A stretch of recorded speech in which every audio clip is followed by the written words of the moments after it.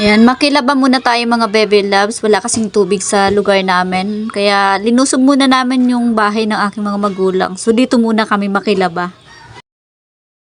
Eto nga pala ang ginagamit kong sabon pa ako naglalaba. Mag-surf powder muna tayo. Surf, baka naman.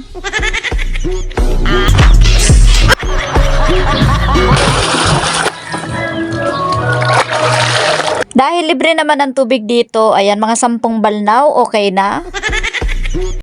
Abusoy na natin habang libre ang tubig.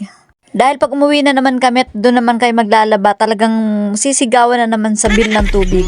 Ayan, sa wakas natapos din ang aking paglalaba, kaya ready na naman. Kaya lang ang problema, talagang sumakit talaga yung aking katawan. Plakda. Dekada na kasi. Na ngayon lang talaga ako nakapaglaba.